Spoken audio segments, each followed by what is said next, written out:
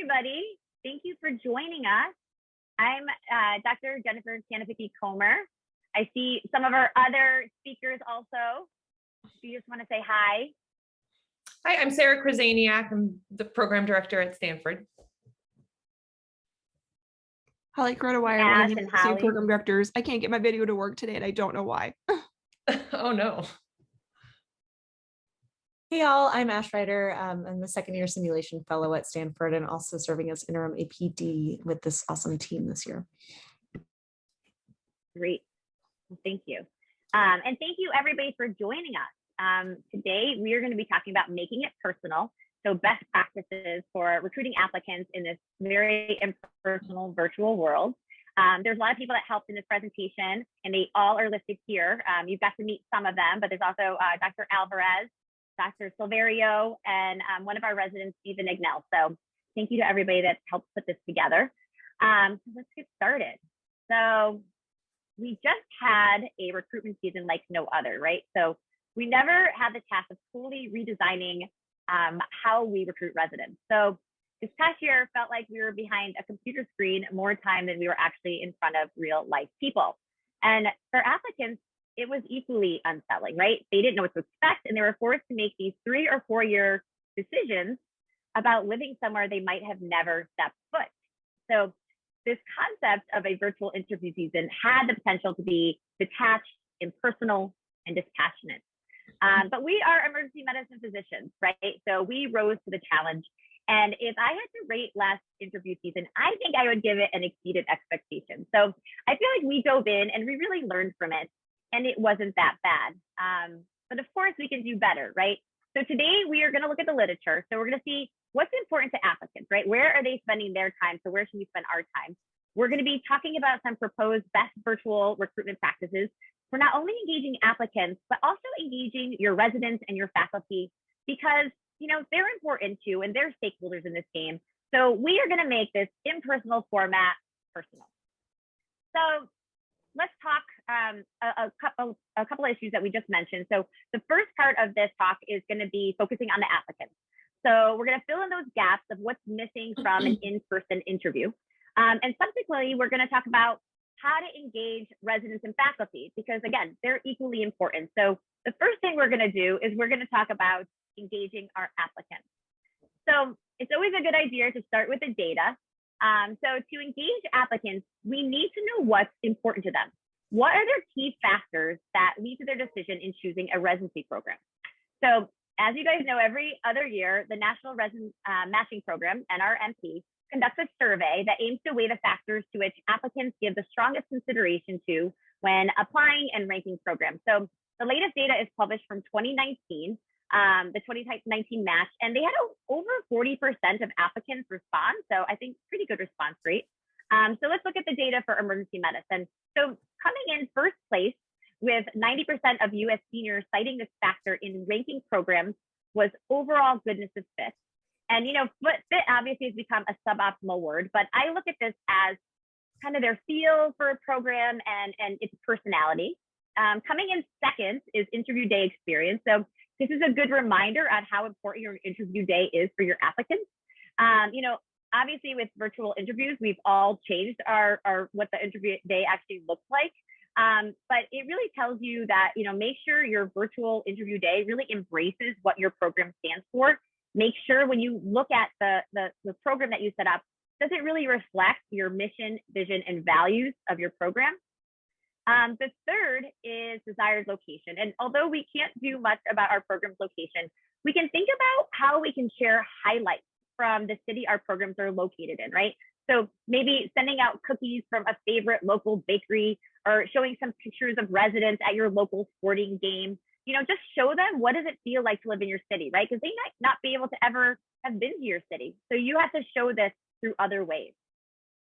75% of US seniors cited quality of residence as an important factor. So this tells you how important residents are in your recruitment season.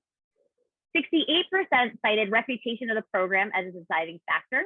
And lastly, 67% cited work-life balance. So this is your reminder to make sure your website and your digital presence really talks about what's your residency wellness activities. So let's look at more data. So an article out of Academic Emergency Medicine, ENT, by Diorio et al. Had very consistent findings, right? They looked at the most important aspects applicants use to create their rank list. And here again, you see the common theme, right? Number one was the overall feel or personality of a program. So let's do a deeper dive into what this really means. Because I feel like a lot of times we talk about this and we talk about your gut check, but what actually factors go into this? And so Diorio's article was great because they actually defined this. So it said when they asked the respondents, like, what does this feel or gut really mean?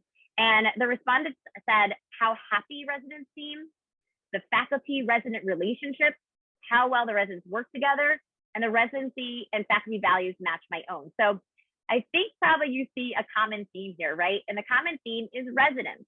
So residents fed into so many of these top responses. So if we are attempting to really engage our applicants in this very virtual world, residents need to have a large role in our recruitment season because we need to be giving these applicants the data they're looking for to make a decision. Okay, so now we know what factors that applicants are looking for when they're going to make a rank decision. Let's see how we can give them answers without them having to step foot in our institution, right? So the first thing I want you to consider is what's your digital presence? So we're going to look at a couple of articles published out of the Journal of Graduate Medical Education, or JGME, and they talk about the importance of a program's digital presence. So the first article I'm talking about is entitled Fostering Certainty in an Uncertain Era of Virtual Residency Interviews. And it mentions several studies that have revealed that many residency programs' websites are really inadequate. So it cites a study which found that 98% of anesthesiology applicants reported using the program's website. So obviously a lot, right? 98% is a lot. So a lot of these, applicants are really coming to our website.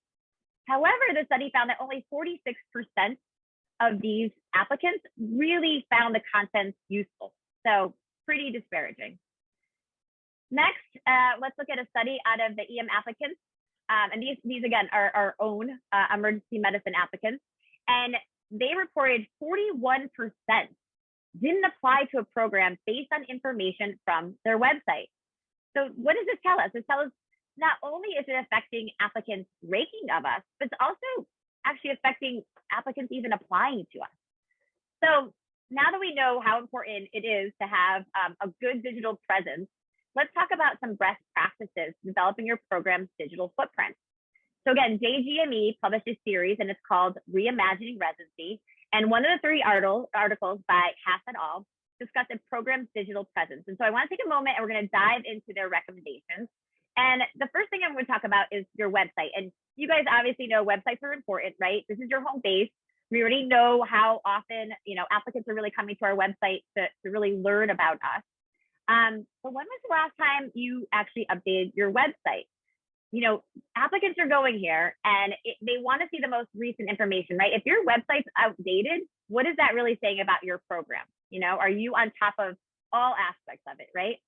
And then I also want you to think about, is your website residency focused? Like we already know from the data, residents are so important, right? That's what's helping our applicants really get a personality and feel of a program. So we need to show them off, right? Can you incorporate maybe some low-cost smartphone, video that you have a resident record, like saying a day in the life of a resident? Maybe they can give a walking tour, maybe highlighting a resident every month and talk about the cool things they're doing. Link it to your residency social media page. So, just make sure your website, when you go to it, you're getting a feel for the residents. And obviously the department is important too, but the residents is where these applicants are really connecting with you. So the article goes on to talk about digital space. And, there's a lot of literature on this, like, applicants really want that bi-directional communication. So what does this look like for your program, right? We have recently talked about using Slack, and, I've seen a lot about this at Ford, and the literature's out there. Slack is a pretty cool place to start talking to our applicants. For those of you who don't know, Slack is a communication platform. It's a nice alternative to email, and it has an option of having different channels. So we were thinking about creating like an applicant Q&A channel, and then the PDs, the APDs, the program coordinators can all chime in to answers. It's very transparent. It's very bi-directional.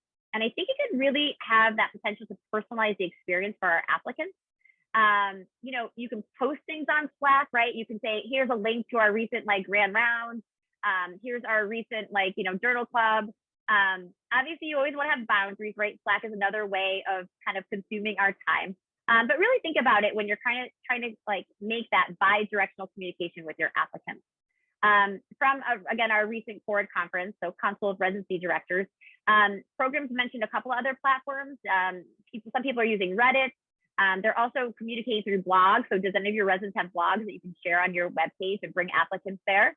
So, consider all these platforms and see what works best for your program. Lastly, let's talk about social media. So applicants are using social media like never before, and it is very, very important.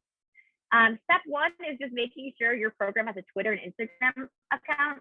We found that Instagram is more traffic than our Twitter. So it's kind of more where we're making sure we have a really robust presence. Research backs us up. The Pew Research Center found that 67% of 18 to 29-year-olds use Instagram, and 76% of it use it daily. So again, you want to make sure this is where our residents are going, and our applicants. So make sure that we're there too, and you're creating that presence for them. When on social media, make sure to highlight all the amazing things you're doing. Again, those like Zoom links to Journal Club, come join our conference. We're having this great like social event, come join us. Again, you want the applicant to be able to see your personality. And if you're going to be on social media, make sure you have good practices. So at least make sure you have 1 to 2 posts a week. You don't want it to be very desolate. So hopefully I've shown you that establishing your digital presence is super important. So let's make it even more personal. Let's talk about adopting an applicant. So to help foster the connection between resident applicants, this year we introduced an adopt-an-applicant program. So each applicant received a resident buddy, and they would write them before they even interviewed. They check in with them throughout interview season and then talk to them again at the end. And it really created this personal kind of connection with the applicants, right? And it was longitudinal. It wasn't just one time. They had this resident buddy that would check in with them throughout recruitment season, I think, which was really nice. You can also consider if you're either having the resident buddy or your residency program, send a care package to your applicants. So the Journal of Graduate Medical Education, Bernstein et al. Talked about this, and I just thought this was like the neatest idea. So they sent out recruitment boxes, and they added special elements from their program. So like, again, their favorite cookie from their local bakery. They had a doorknob sign. I thought this was really neat. It said, don't disturb, I'm interviewing with my future residency program. So think about doing this if your budget allows. Just, again, give your applicant a sense of your, not only your program, but you include the location. Give them those things that they can't get by not being there in person. Lastly, I want to talk about incorporating icebreakers through your recruitment season. So again, we looked at the data, right? We know how important feel and personality is when applicants are choosing a program. So make sure you're showing your program's dynamic. A good way to do this is through icebreakers, and we did this a variety of ways.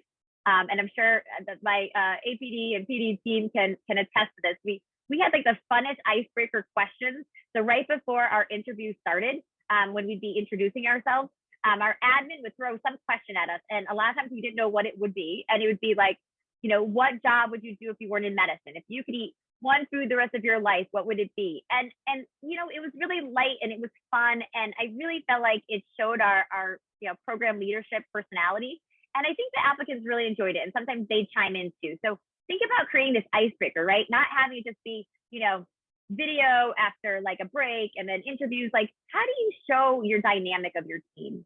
Another way to think about it is during our coffee and questions. So we had these webinars, monthly before recruitment season started.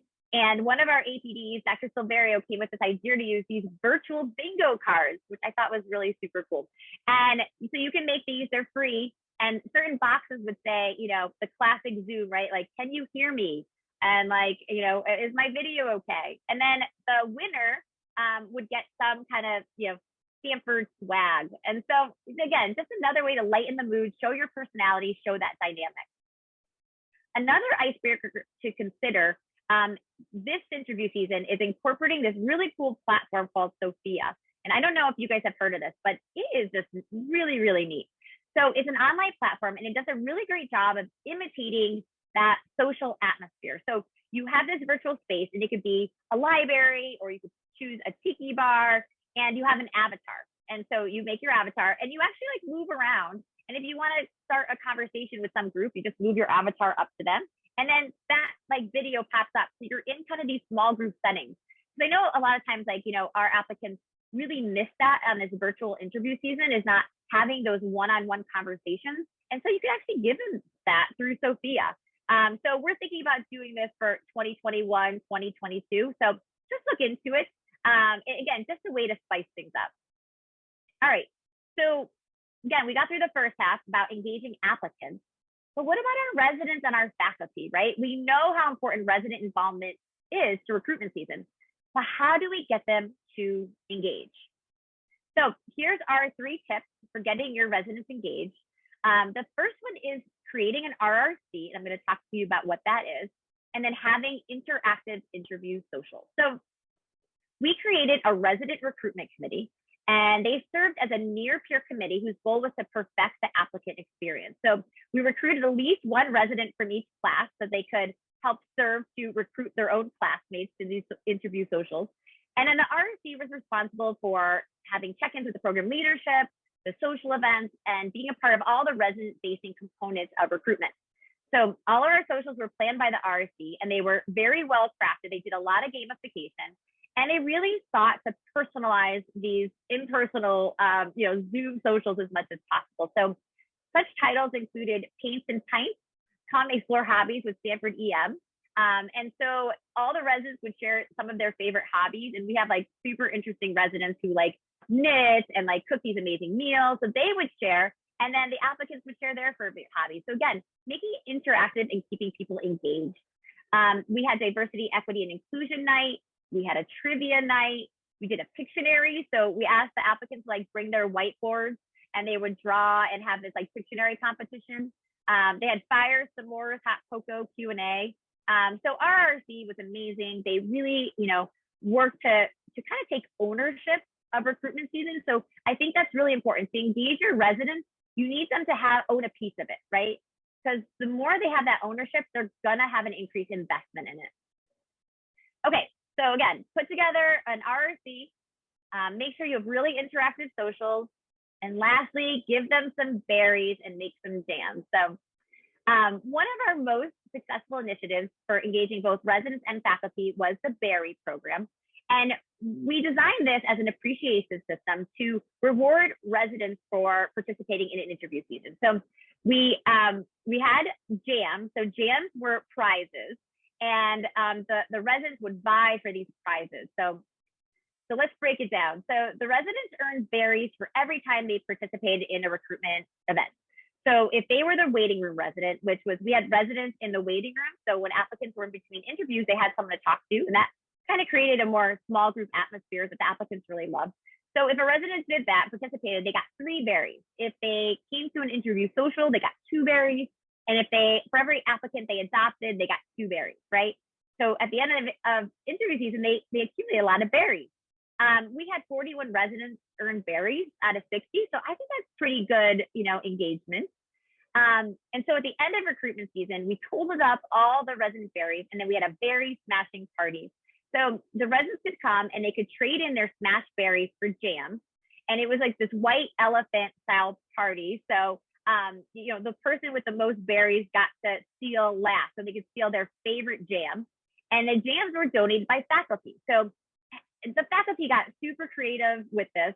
We had wine tasting with Dr. Krasaniak, which was a very vied after jam. One of our attendees is like an amazing artist, and he made personal caricatures. And so he said he'd make you a caricature that you could use for your Zoom profile. Faculty baked gifts. They offered to write all the notes on shift. So these really, really fun prizes.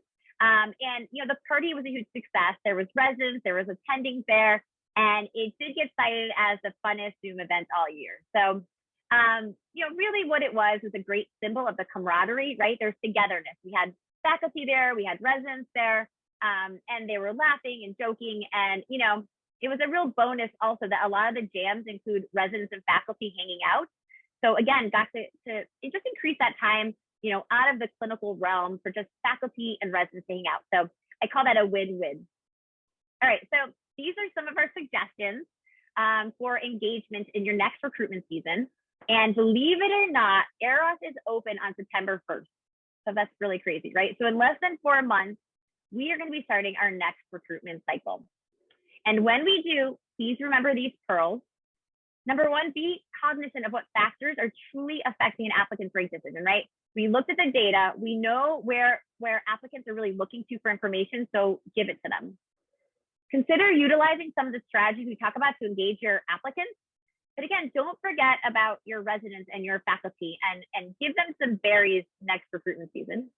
And lastly, get ready for an awesome 2021-2022 recruitment season. Thank you, everybody.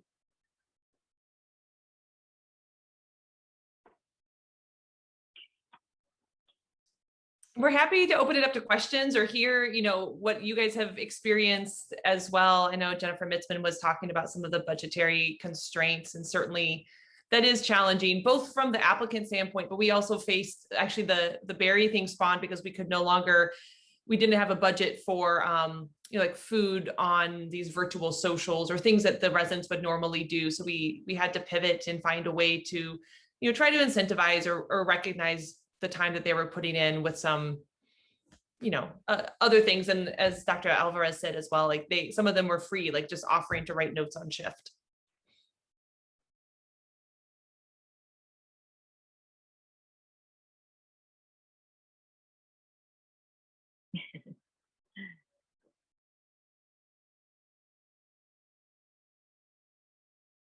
I'm curious what other people have done at your shop. How did you engage the applicants?